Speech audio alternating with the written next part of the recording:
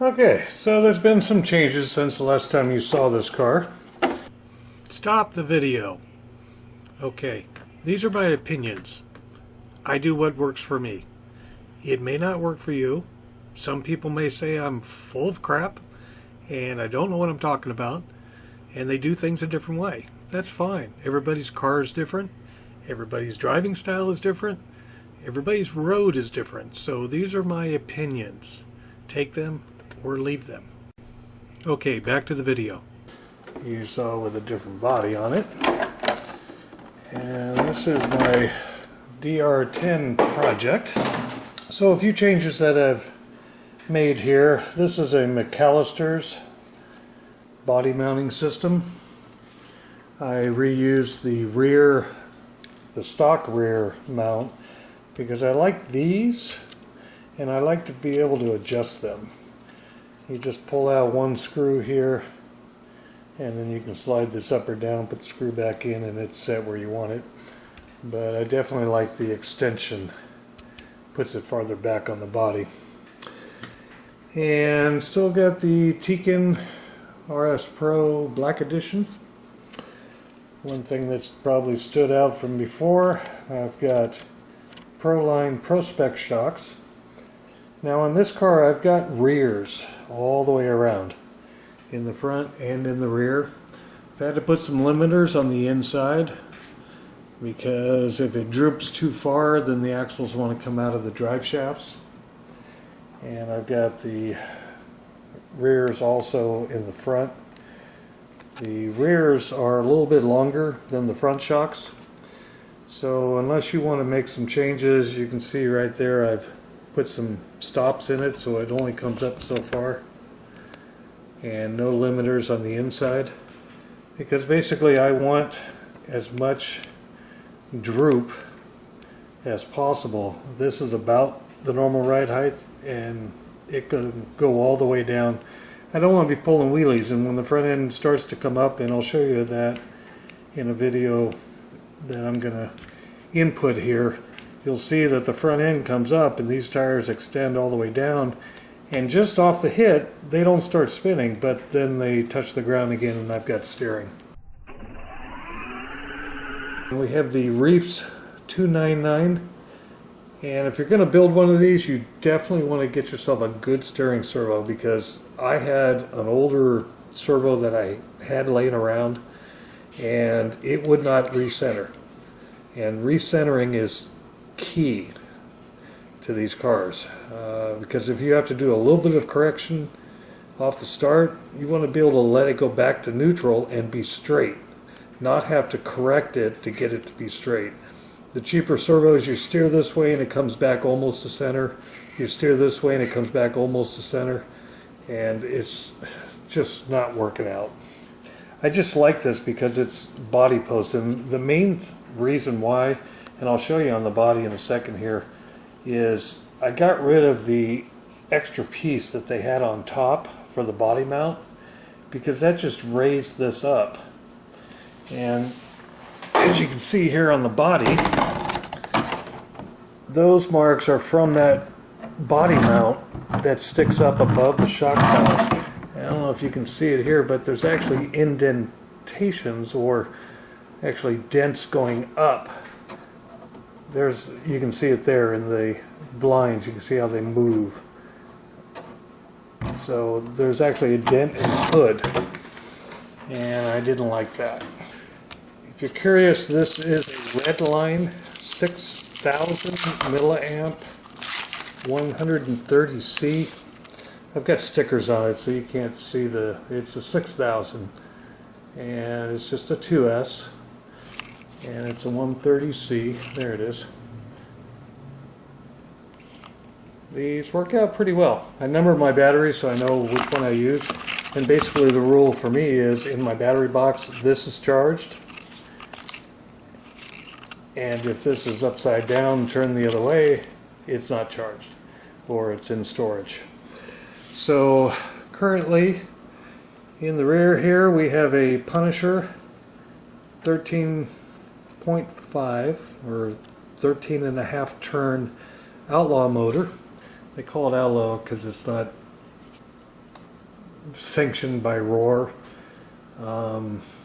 Maybe they use a heavier gauge wire. I'm not sure what the deal is, but it's still a 13.5 turn motor. You can see I've got painter's tape because I don't want to be catching any rocks inside. All the new motors are skeletonized casings, so there's a lot of air that can get in there. But since I'm only running 13.5, I'm not getting that hot. I'm not worried about air to cool it. I'm just worried about rocks getting in there. And in fact, the last time I maintenance my motor before I started using the tape, there was a rock inside. There is one other change that I've made from stock. I have bought ceramic bearings. I actually got two different sets. I got them from Whiz Bearings and I got them from Rotor Ron. He's on Facebook, he's on eBay. He rebuilds, or not rebuilds, he specs motors, he builds them, puts in the shims, gets them all dynoed out and so forth. But running with these ceramic bearings, they can make a huge difference, not just in the front, but in the transmission case, in the rear axles. If my motor wasn't hooked up, I could spin this and it just keeps spinning, and it's beautiful. So something definitely, if you're going to be doing some upgrades, is to get some ceramic bearings. If nothing else, that is what you need to do, because it will increase your speed and it puts less stress on everything because they move so freely.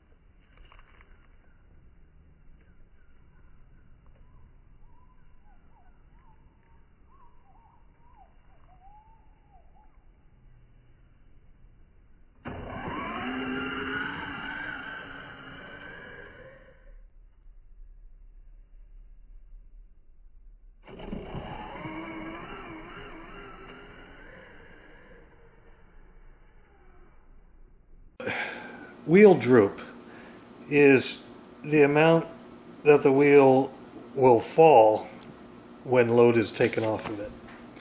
So this is pretty much fully extended, and you can see that chassis is sitting way off the ground. Now when you launch, the back end wants to go down and the front end wants to go up. And if you're running 13.5, you don't get a wheelie bar. So you don't want the front end coming up. I get it. Wheelies are cool. I built a 67 GTO on my old RC10 too many years ago to actually state how long ago it was. But it was perfect. And when I took off, it pulled a wheelie and it scraped the rear bumper and it went all the way down the street on two wheels. And that was so cool way back then.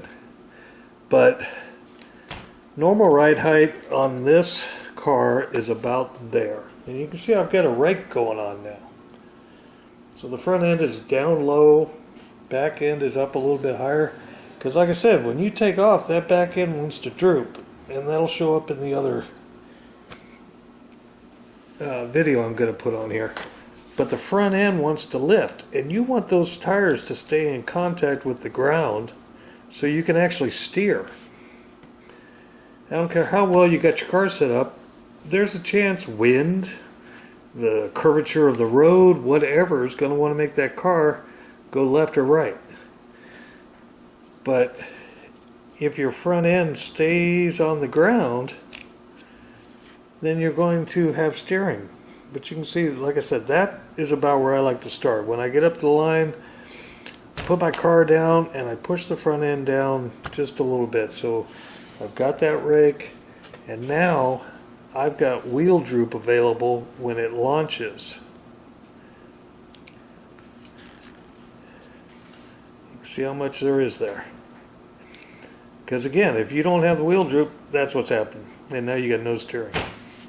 So So like I stated, I've got some limiters on the front, so the front end actually does not bottom out. What you're hearing is hitting the tube, the fuel line tube that's inside the shock there. And it can go all that way. Let me give you a front view of this. That's about my normal starting position, and that's how much I've got from there to there.